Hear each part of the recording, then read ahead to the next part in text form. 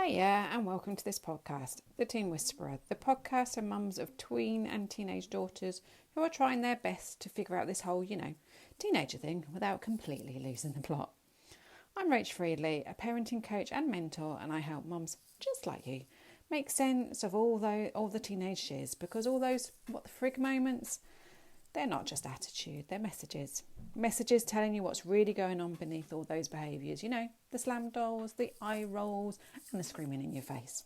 Oh yeah, and I'm also a mum, so 100% get how you're feeling.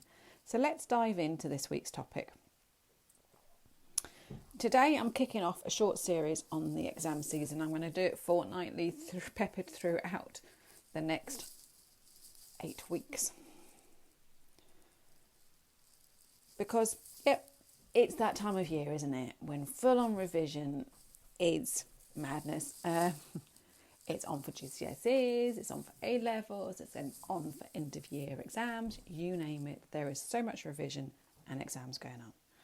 So this week's topic is revision, and it's one of the biggest pressure points. So this episode was inspired by a quick voice note from my sister-in-law. Some school had sent out a revision guide recommending at least 2 hours of prep a night. Sounds fair, right? But when we looked at his actual life, what his days really looked like, it made total sense why 2 hours felt totally unworkable. Not lazy, not defiant, just unrealistic. And I know so many of you are in the same place right now. You're watching your daughter, or your son for that matter, shut down, spiral out of control, or get snappy when you bring up the word revision. Or they're self-pressuring themselves to do more and more and more when you're trying to get them to have a bit of time on their own. And it's hard not to take this personally. But here's the thing, it's not about motivation, it's about capacity. So today I want you to zoom out and look at revision through the lens of her brain, her body and her emotions, and what's actually possible in this season. This is my sweet spot, helping you decode behaviour, relieve pressure and rebuild connection when everything feels so intense and confusing. So now let's get practical. Yes, there are 24 hours in the day, unless you've got a few more added. Anyway, yes, but 10 of those need to go on sleep. Not optional, essential. Teen brains need more sleep than adult ones. And no, it's not laziness. It's biology. It's their physiology. So now we're down to about 14 hours. That is, if they get their full 10 hours of sleep. Take away school, home education, college, whatever your daughter is at, take away the time she's there. So 7 or 8 hours, plus travel on the top, plus homework, dinner, family life, and that window for revision is shrinking fast. And then comes the bit that most people skip: decompression time, regulation time, calm time, downtime, whatever of those words you want to use, time for herself. So your daughter gets home and disappears into her room, lies on her bed and starts scrolling. That's not wasted time. That's her nervous system coming down from a high level stress day. And if we try to force revision in before she's regulated, we get resistance. You know them, slam doors, screaming in your face, barricading themselves in, shutting themselves away.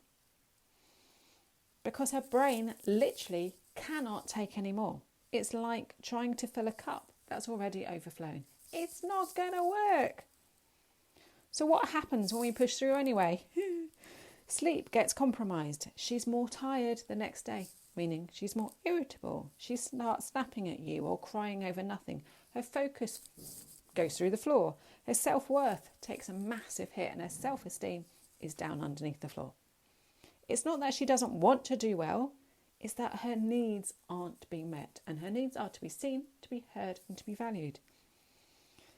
And her behaviour starts to speak louder when they're not being met. The I don't care attitude, the last minute panic, or the total shutdown. That's not defiance, that's dysregulation. So let's take a second to look at how revision stress shows up in the body, the brain and the heart. In the body, you might see headaches, you might see tummy aches, tight shoulders, disturbed sleeps, muscle pain, feeling sick. This is your daughter's nervous system saying, I'm overwhelmed and I can't cope. Then you've got in the heart where you see the worries, the tears, the shame, the comparison. She might feel like she's the only one struggling, but believe me, she's not. And then you've got in the brain, which triggers last. So stress reduces that prefrontal cortex function, which I hasten to add is still in build mode. It's still in the scaffolding stage at this time in the teenage years. It's not fully online into the mid-20s. So emotional regulation, organisation, risk assessment is all out of the window. But that prefrontal cortex is also responsible for focus, memory and decision making. So she can't revise well when stressed. She can't revise well when she hasn't got the energy to do it. She can't revise well when she hasn't slept. That's not a motivation issue. It's neurological. It's her physiology. And UK stats show over 50% of secondary school students say exams negatively affect their mental health, and almost 1 in 3 15-year-olds report serious school-related stress. This is not just a teen problem in inverted commas, it's a systemic pressure. Your daughter is feeling it. So if she's struggling, she's not broken, and neither are you. So what can we do instead? So glad you asked. So let's swap the strict timetable for a flexible, compassionate rhythm, co-created with your team. So here's how. Grab 2 A4 sheets, take them together, landscape style, and map out her week from wake up to bedtime. Sit down together, snacks help, food helps, drinks help, and ask what's already in her day. When does she feel most focused? Where does she need to take proper rest? And what are the little gaps? Where are the little gaps that we can use? You're not aiming for 2 hours straight of revision. You're looking for 20 to 30 minute blocks that actually feel doable. This is called spaced repetition, and it's scientifically more effective than cramming.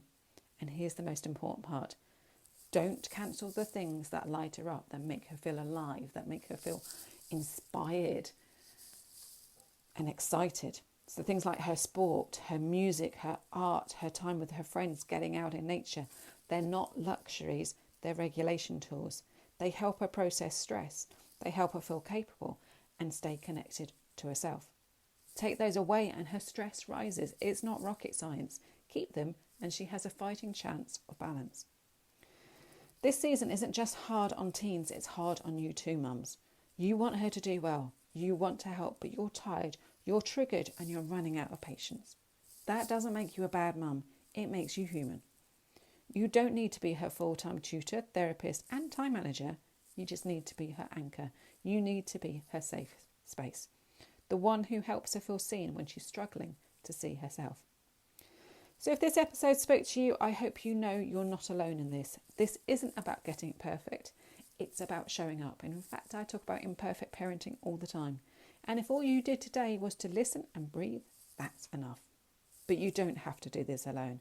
And if you're thinking, okay, but I need more than a podcast episode, Rach, I've got you. Start with my free WTF is Going On guide. It's packed with insights to help you decode your daughter's behaviour today and feel less stuck in the chaos. You can grab it in the show notes or over on Instagram at The Teen Whisperer. It's right there in my bio. Because I promise, no matter how it feels right now, you won't feel like this forever. So until next time, be gentle with yourself. You're doing better than you think.